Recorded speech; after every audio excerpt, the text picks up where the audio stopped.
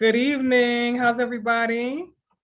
Thank you for joining me in the Decarcerating Joy a few moments ago. And so welcome to our breakout session, Creativity, Healing, and Spatial Justice around Joy. So I know we shared a lot about the power of joy in our lives as racialized people, and specifically the finite space that joy harbors in our hearts, where no matter what's done to us, taken from us, where we are taken to, that we can always get in touch with that joy in our lives. So I see we have quite a few people on the chat here in the room, which I'm glad to see. And I just wanted to reintroduce myself. So I'm Pia Raymond Hargrove. You can call me Professor Pia. This is Decarcerating Joy. And just so we have a little bit more about who you are in the space, and I'm just loving the summer vibes that we have and thinking about our fruit salad and what we put together in our salads. If we thought of ourselves as one big, colorful, nutritious, vitamin-rich, luscious, juicy, wonderful, flourishing fruit salad, what would that be? So what would you contribute as your fruit to the salad, whether it's something that's your favorite fruit or the fruit that you think sort of symbolically identifies who you are? So if I think of myself as like a New Yorker / woman of Southern roots, I would say I'd throw some apples in there, some watermelon, and then some mango, and maybe some shaved coconut on there for my Caribbean vibes. So just drop in the chat what you will put in your fruit salad, in this collective fruit salad that we have. Is our chat enabled? Yes, it is.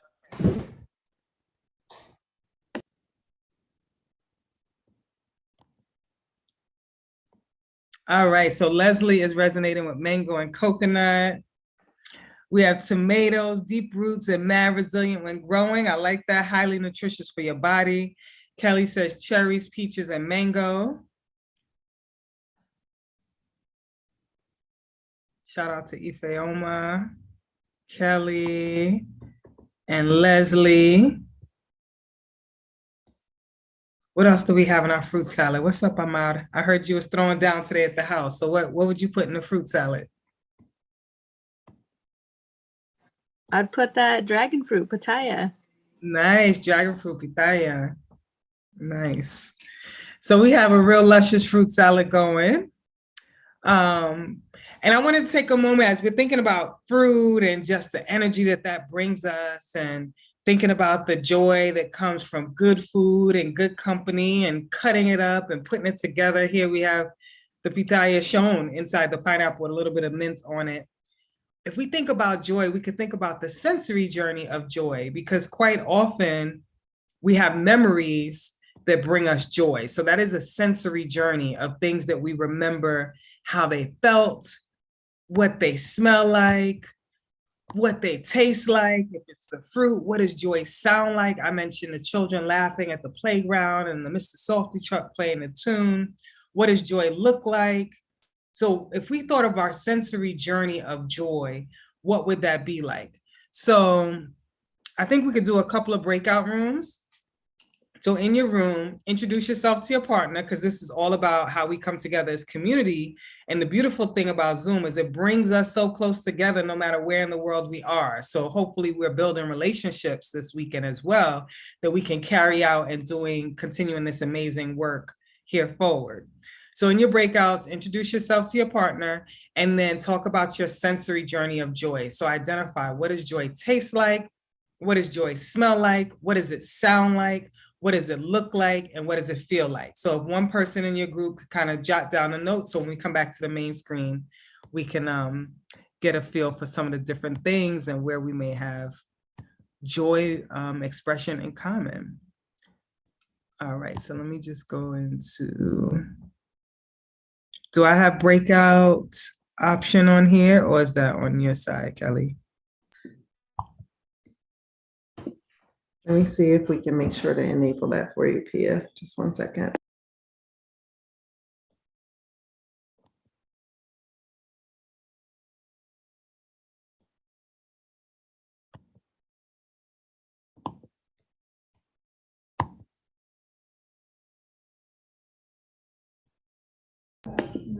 I'm sorry, Pia, we don't have the option in this space to do Okay. that today. Do you have the option from your side or it's not available? No, it's not available. Okay, it's all good. We actually have a nice intimate group, so we can just share out on our main screen. So, what is your sensory journey of joy? So I think you have capacity. Can they unmute themselves or, all right. So you can unmute yourself and share with us. I can share. Okay. I think joy is that like those little the pulp of lemon or lime when it hits your mouth and it bursts, like the first little burst of those little pulpies from citrus. Nice. Nice. Very specific. I love it. So that's what joy tastes like? Yes. Nice. Thank you. Fresh, clear, crisp. Yes. Thank you. I can share as well. I think about what joy sounds like, and in the transition video before your keynote, the sound of the Black woman laughing hysterically is what joy, or Black people laughing is the sound of joy to me. Where you almost like you're laughing so hard you can't breathe, and it feels like like it actually hurts. Yes. That's the sound of joy. Nice. Thank you. I'll share also. I think joy smells like, it smells like lavender and eucalyptus, and just sense that they trigger a certain like feeling of like euphoria and relaxation and revitalization for the mind and body. Nice. Absolutely. Thank you.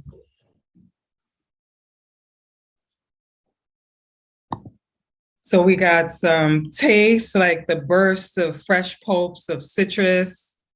The sounds like Black people laughing hysterically, smells like lavender, eucalyptus, and scents that really render euphoria, revitalization. So what are other things about joy? What does joy look like, feel like? What are some other aspects of our sensory journey of joy?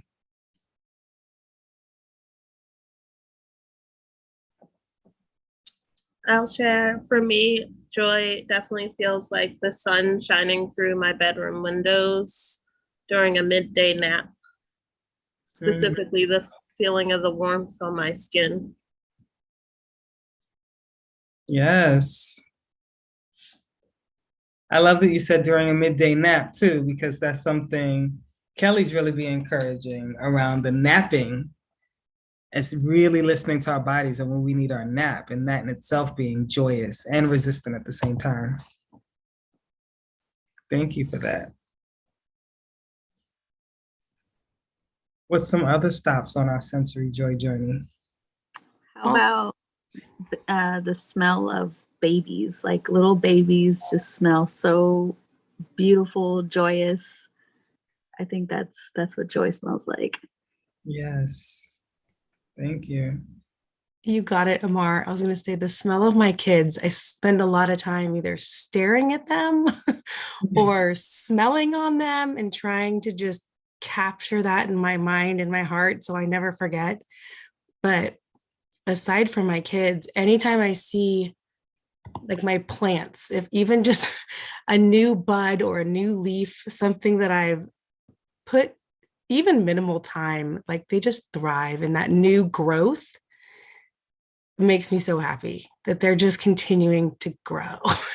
That's awesome. Yes, absolutely. We got that from a proud plant mama over here. Thank you. Welcome, Naja, too. I see you just joined our space here. We're talking about our sensory journey of joy and what the things that joy tastes like, smells like, sounds like, and looks like to us. There are a few responses in the chat, Pia. Oh, okay. Would you like me to read them? Sure. Thank you. Yes, Leslie shared. Oh, I'm sorry, let me go back. Wendell shared that joy sounds like the entire Earth, Wind, and Fire catalog. Amen to that. And Leslie shared that building on Naja's point, joy looks like the rays of sun coming through a window. And then Alina shared in the chat that joy looks like light in the eyes of people I love. I'm immediately happy if I see my family's face light up. And then Leslie shared, joy for me also feels like a much needed hug. And then the last comment that we have in the chat is that from Laura, and it says that joy feels like the wind in your face while riding a bike. Wow. Thanks for sharing in the chat. Thank you. Thank you. Those are some beautiful analogies and examples of joy and very specific and sensory. So we've got a beautiful journey going. And this is something I want you to just kind of use as a tool for yourself, whether it's in the work that you're doing out in community or just taking a moment for yourself to pause and reflect on what joy is and what it has represented in your life, so that when you get into those moments where things are not going so well, you're hurt, you're disappointed, you can get in touch with those particular memories and sort of channel the feeling that comes over you, both, all three really, mind, body, and spirit, around joy, but also for us to be consistent in recognizing that joy is a state of being despite various circumstances. So I'm just wondering for folks what that's like to kind of stay in touch with the joy, even when things in our lives are not going the way we hoped, or things are actually going really poorly. How are we able to kind of keep that joy burning inside in some ways, or radiating inside? Do folks have ways in which they stay in touch with that joy in the midst of things that are troubling?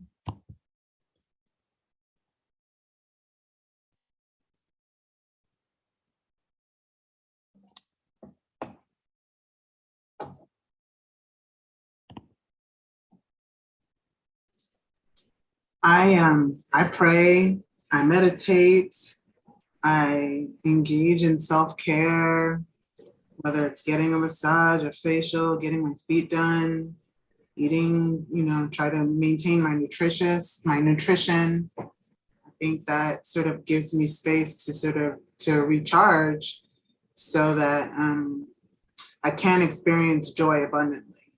Yes. Thank you. And that's a state that really many of us have to grow to. I mean, you shared a lot of amazing tools to pray, to meditate, the self-care, so that you can recharge. But that takes a lot of even being in touch with our body and when we need those moments. So Audre Lorde, one of our literary giants, said, caring for myself is not self-indulgence, it is self-preservation. And that is an act of political warfare. And so I think that her words really resonate with us as warriors in a sense in this work, but recognizing that we have to care for ourselves. And we, as I mentioned during the talk, in so many ways have been conditioned not to, or told that we're lazy or we're being selfish when we decide to take a nap midday, when maybe kids are demanding of our time, or things that they want, or partners need things from us, or employers need things from us, and we negate our own needs and don't take care of our own bodies in the process. And ultimately, sometimes our joy does feel like it's snuffed out, or sometimes our physical health is severely compromised because of those sacrifices that we make. So just being resilient and resistant in a lot of ways, and us thinking about our joy and how we sacrifice for it and protect it, and really exercise the self-care in ways in which we can even be able to care for ourselves to maintain the joy. So thank you for sharing that. Are there other ways that folks are able to stay in touch with the joy, even when things in life don't seem to warrant that?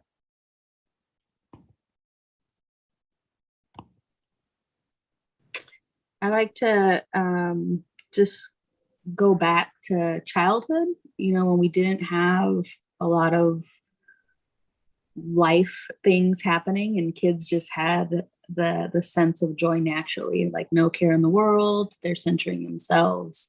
And I think that helps remind me, gives me a laugh, to really kind of find that space again. Absolutely. So finding that space, that implies it's not just readily visible or right there. We have to be intentional about how we get back to it. Thank you, Amar. I have a few comments in the chat again. Okay. You'd like me to share from Christina. That's good. I feel joy when I feel proud of myself and pride for others. And from Ariel, joy feels timeless. It's light. It gives you an opportunity to let go, even for just a moment, of the heaviness of life. You're not worried about anything else at that exact moment. Leslie shared, I try to make a list of things I'm grateful for in that moment, even when things are difficult. Mm-hmm. And Christina shared again, being in service of others brings me joy. So if I'm in a space where I don't feel joy, I create it by helping others. Thanks again for sharing in the chat. Thank you. So you create it by helping others. So your joy often is in relationship and the beauty of sharing with our brothers and sisters. Like, how do we share with family? How do we care for others to in turn care for ourselves? Thank you for that. So when we think about self-care, there's so many different ways, and some were mentioned just now, that we can care for ourselves, because these are the ways that we're going to cultivate our mind, body, and spirit and protect it and protect our joy in the process.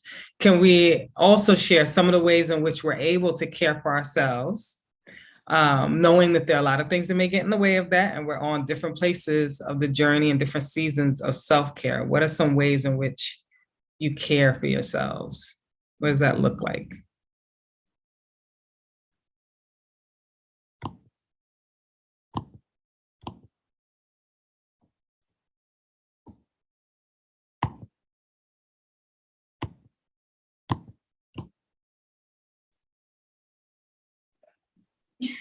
I like to paint. That's a self-care for me. It's the release aspect of it. Thank you. That's absolutely creative and tactile in a way, visual, evokes all the senses.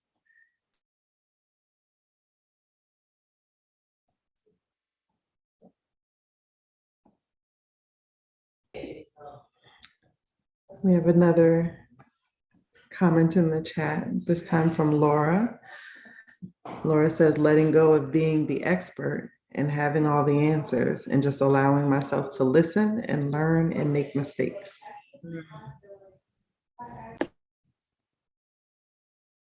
Absolutely.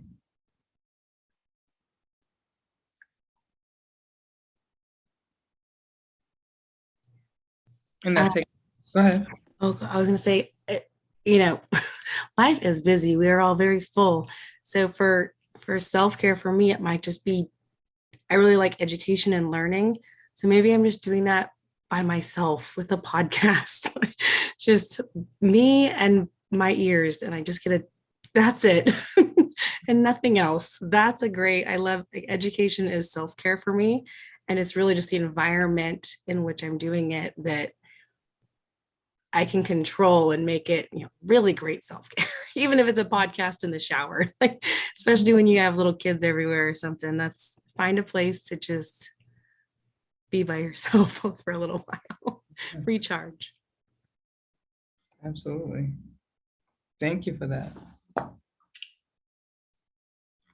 And for sharing the power of being by ourselves and embracing that, because that can be very challenging, especially when we think of this last 2-3 years, really, and the need to be alone, even if that wasn't our choice, and how difficult that has been for people.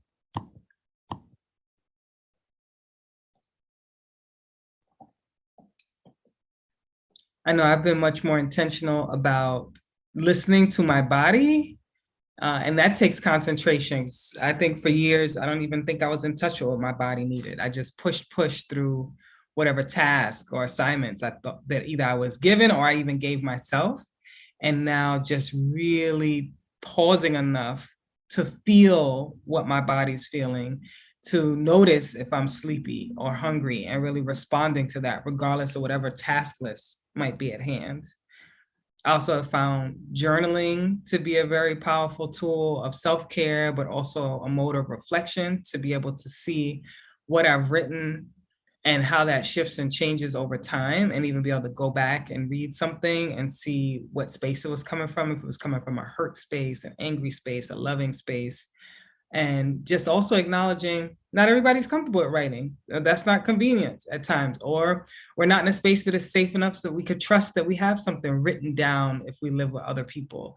So even making a video recording, almost a journal in your own phone, we can do other creative things to sort of express our voice in different ways, whether it's writing, journaling, creating a playlist of music that represents a given time period that we're experiencing, or feeling we're experiencing, or something we want to experience, and encouraging playlists. You mentioned podcasts, so thinking of podcasts we want to listen to, consulting with friends about what are some good messages that we might want to hear. So those are ways of self-care.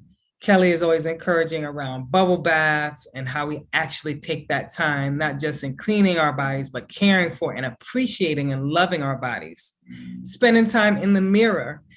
You know, messages of the world, I feel like, say the mirror is about vanity, but how many of us are challenged when we look in the mirror and don't love who we see in that reflection? So spending that time in the mirror to really embrace every part of your body, and loving and intentionally giving your body and yourself good messages about yourself, even the parts that maybe you're not so thrilled with, just deciding to speak life to those parts of your body in the mirror. Maybe you don't believe it as you're saying it, but you will grow to not only believe it, but to know it as fact, as a positive message.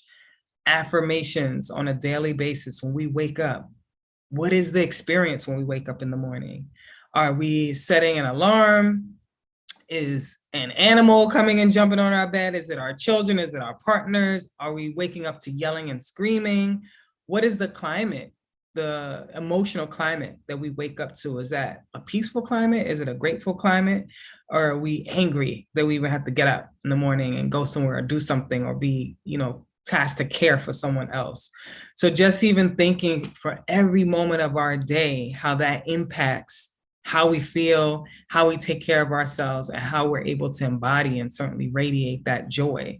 So don't think that any moment is not valuable. So I encourage, as you think about what your waking up process is like, I know we're tired, I know we have a lot to do, but can we carve out is it possible to get even 10 extra minutes, either on the front or the back end of your day, that you're spending in gratitude that you are currently alive?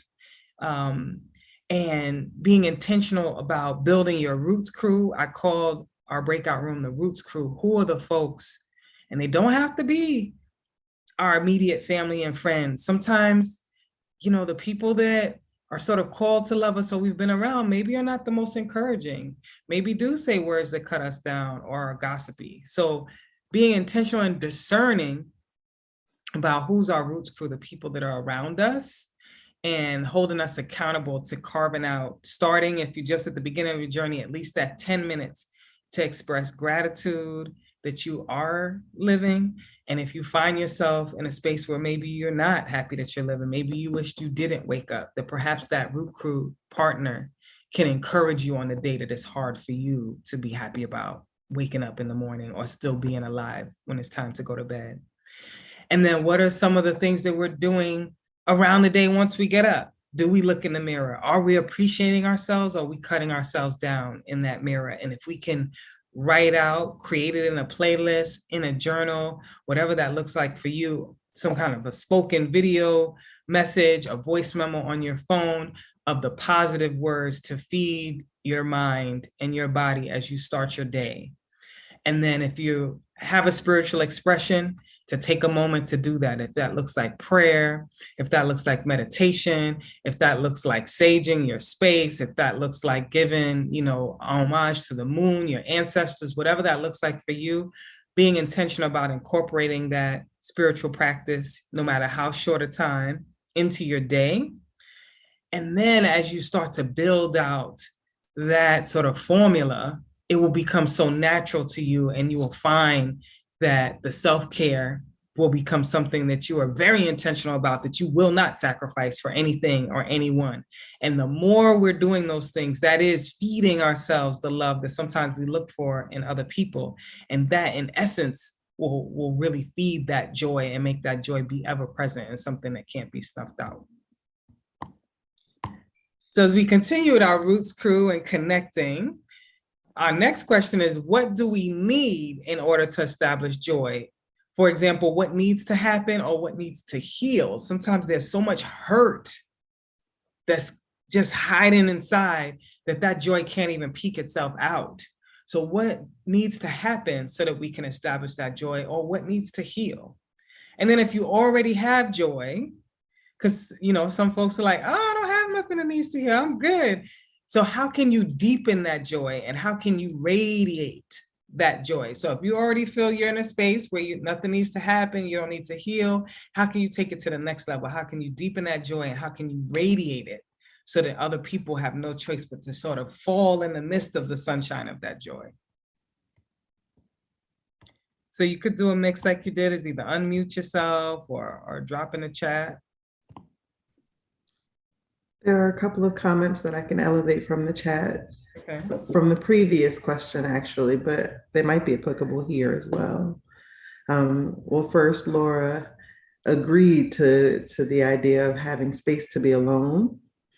Then Alyssa shared that canceling plans is my self-care, and saying no to things and setting boundaries is what Alyssa shared in the chat.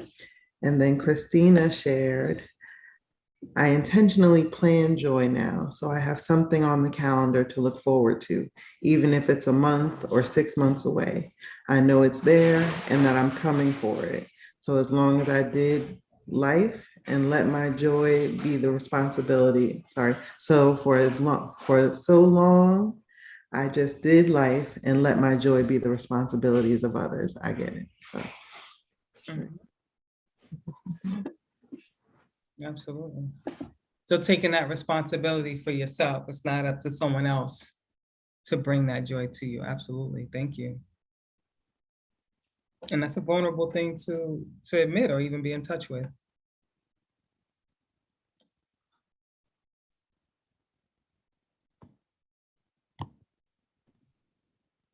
Some more chat comments coming in. Laura shared, I feel I need hope to have joy, and some days are easier than others to feel hopeful.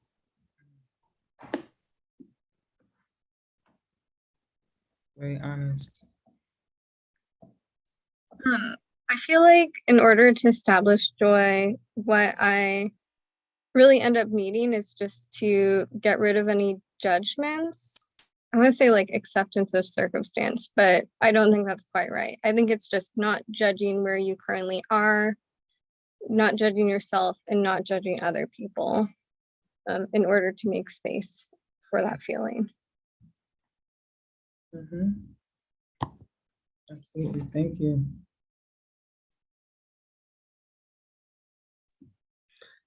Another comment in the chat from Wendell. I agree. I cannot, I actually don't know what that number is. It's way higher than 100% with this, but Wendell agrees with feeling the need to have hope, to have joy. And some days are easier than others to feel hopeful. Absolutely. Hope is not always easy to see and feel, and we do need the hope for the joy. So that's why I emphasize the importance of the discernment of our Roots crew. So those days that are challenging, that if we have the capacity to call on them, that they can kind of step in and help to hold our hands, whether symbolically or literally, in that hope building. And when we don't have capacity, because sometimes we're in a space where we have no capacity, we're not answering the phone, we're not answering texts, we're not sending any messages. Is it people that we've let in enough that they are able to still reach us in those points where we're low, where we don't feel that there's hope, where we can't see anything?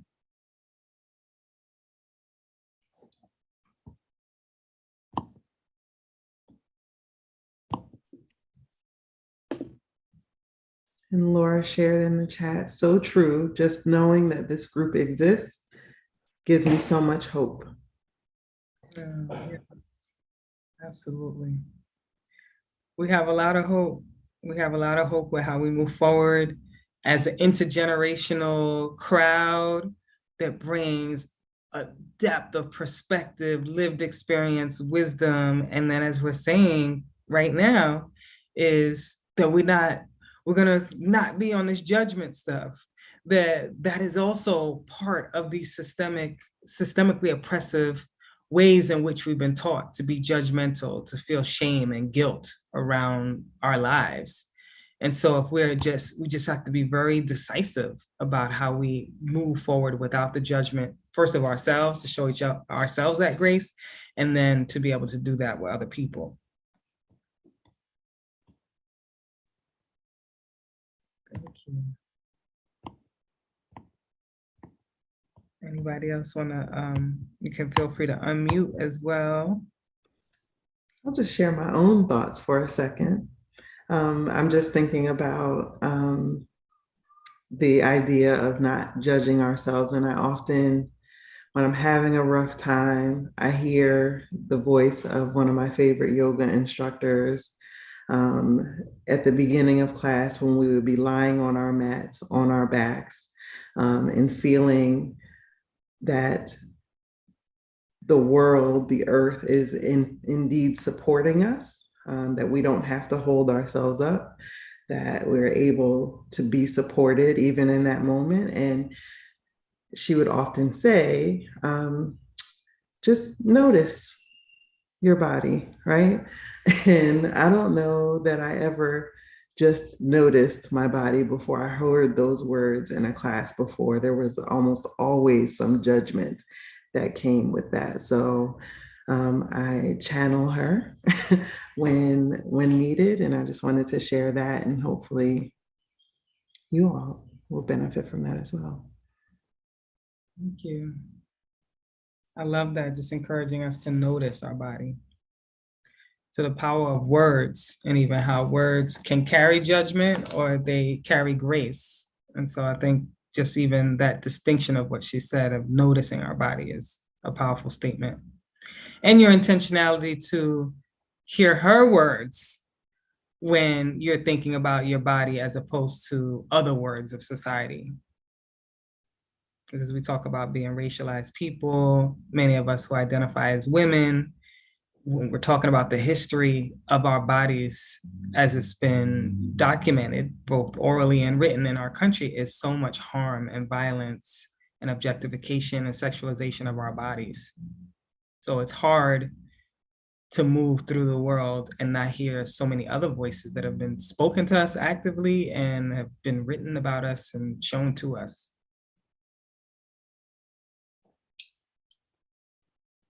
Thank you.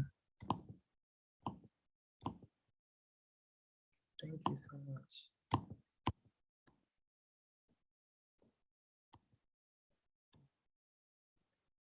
So we talked about some of our self-care practices and what needs to happen and what needs to happen. What about some of the things that we have to heal so that we can establish joy? So it's always easy to kind of share the good parts, but what are some of the things that we do need to heal? So you highlighted, in a sense, being intentional about the positive words of noticing our bodies, but what are the things that we need to heal that we can begin to think about that survival-led healing and how we encourage? Going back to the kids again, I think we could all use a little bit of healing our inner child, because at some point, we're told to stop doing things that make us happy or finding that joy. And I think we can heal that, then we're able to be in that space all the time, radiate the joy, smile more often, find those little things, those nuggets that just make kids laugh, like finding that within our own selves to heal that little person inside. Absolutely. Thank you. Yes. Thank you. And I see Alina, raise your hand. Hi, yeah. Yeah, going back to that idea of like of like finding the right words, like having, good words to like describe what's happening. I think like one of the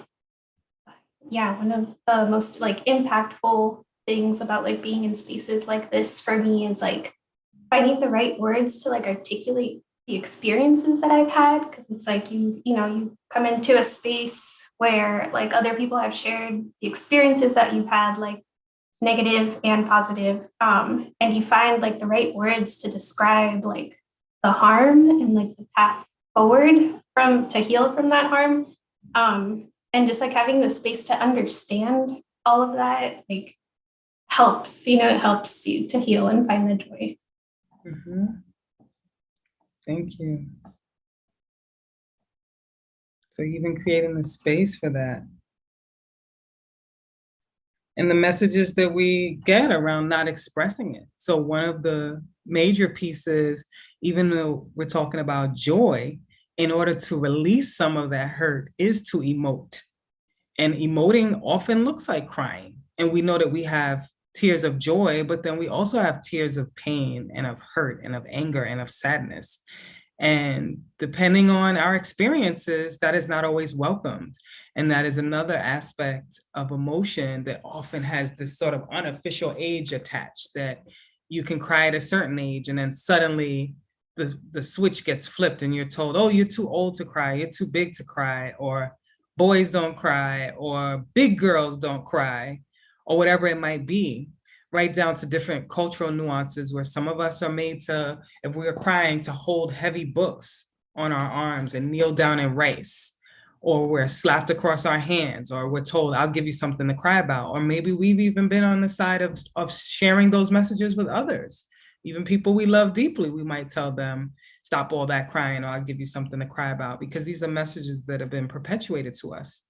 So thinking about what are those messages around emotion, around crying, and how we sort of emit those feelings that we need to get out in a lot of ways so that we don't internalize them, so they don't physically affect our bodies and weigh down in sadness and diminish our hope. So really getting in touch with, as we move toward joy, how are we also expressing emotion? What are our feelings around crying? Is that something that's allowed? Is it tolerated? Are we called dramatic? Are we called a drama queen? All the words that come around that. So for us to even be in touch with the importance of crying. So when we look toward healing, is how do we first hear our history, whether that's collective history, whether it's getting in touch with that inner child, as you said, and what is our personal history. And then my acronym for heal is the hearing history. E, how do we emote? What is emotion and emoting have meant for us in our immediate families, communities, and the larger structure for how we identify? Is that something that even goes hand in hand? And how can we decide for it to be different? And recognizing that crying sometimes is dangerous for us, especially when we talk about our ancestors, and not even long ago ancestors, and some of us who have immigrant journeys where we're traveling across waters, or we're traveling across the desert, or we're staying in people's houses for temporary time when we're not supposed to be there. If you're crying, or a child is crying, and you cause that level of noise, you could literally cost an entire group of people their lives. So we recognize that crying has been something to racialize people that also has meant death and not surviving. But as we have different tools and different experiences, how can we decide that we can still use it as a tool if we're in a space that is safe to do so, and just acknowledge where maybe it wasn't at a time, but we can move toward expressing that differently, especially as we're raising the next generation. Quite a few people mention having children and kids around, and children in the beginning, they cry. That's what they do. And it's depending on how we receive or don't receive that crying is how they then move through life. And then also even us as adults, do we show that vulnerability to children or to other generations? Are we showing when we do cry, or do we hide it so that no one knows and no one sees? And again, in that discernment of the people that we connect with in our Roots crew, once we're exercising that discernment, there should be someone that you indeed feel comfortable to cry around, that they are going to, like I said, symbolically or figuratively hold your hand in that process and not make you feel less than or dramatic in that process. And then we begin the healing process when we can actually let it out. And that A is to acknowledge. Then we are acknowledging where we've been, what we've been through. We are expressing it through emotion. We are doing that acknowledgement process, and then we move forward into love, because love is our universal principle across cultures, across religions, across spirituality, that if we have that love for ourselves, we have it for others, and that love will continue to fuel that joy.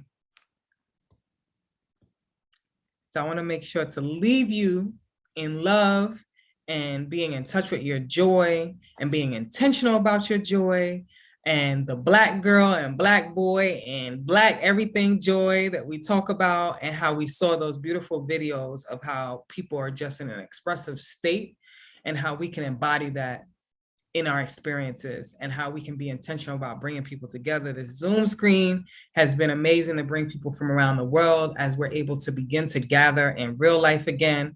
I had the pleasure of gathering with the Thrivance group yesterday at the Gathering, which is a beautiful space of people in this movement together. As we saw, that gives us hope already on how we move forward. So let's really be intentional about what we're doing to establish that joy, and recognize there are systemic forces that continue to be at play to actively destroy that joy.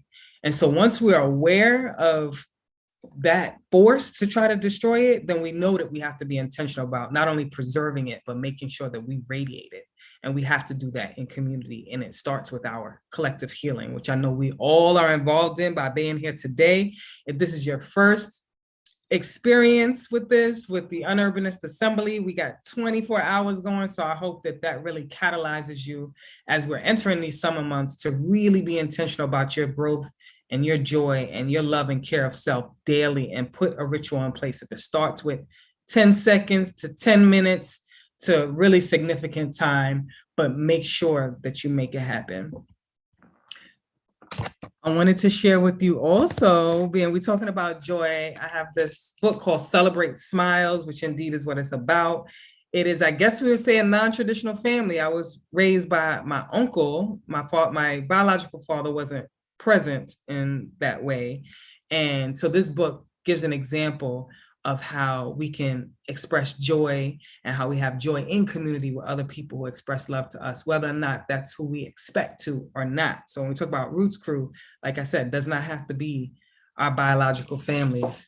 And it talks about thankfulness and joy and recognizing, it says, please, my love, don't forget, clothes can be fresh and new, but things are never more important than what's inside of you.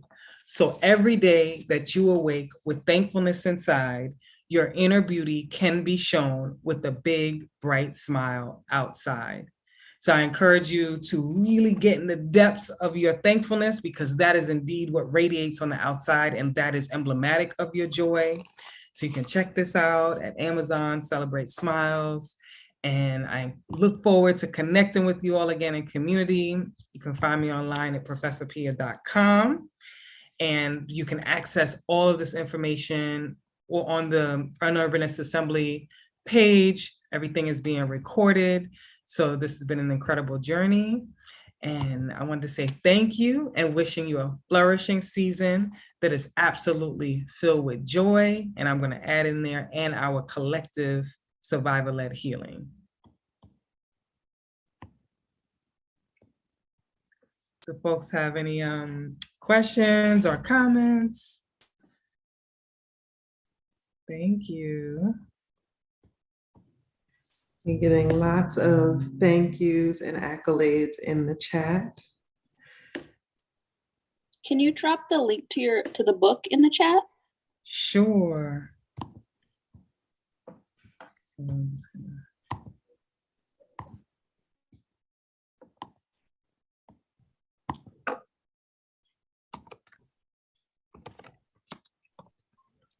Are there any other thoughts or questions that people want to share?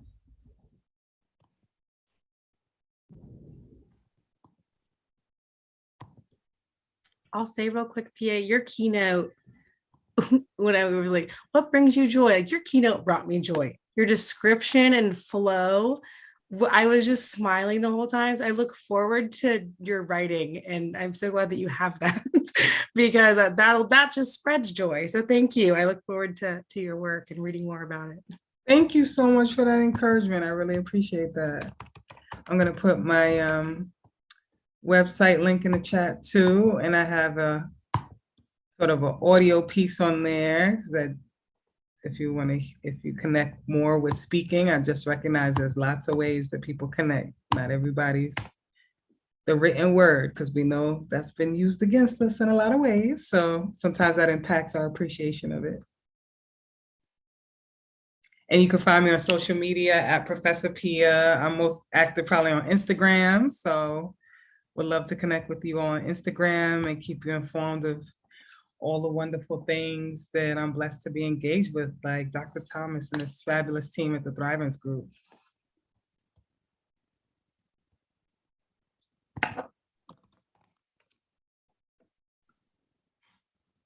Thank you so much, Pia, again. Thank you.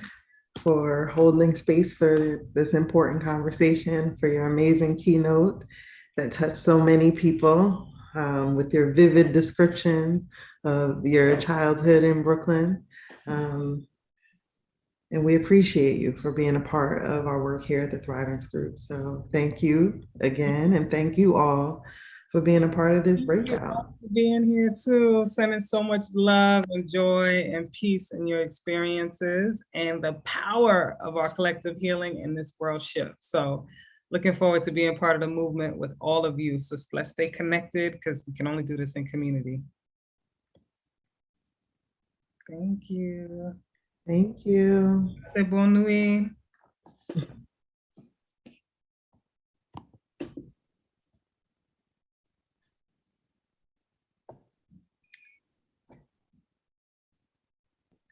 Thank you, Pia.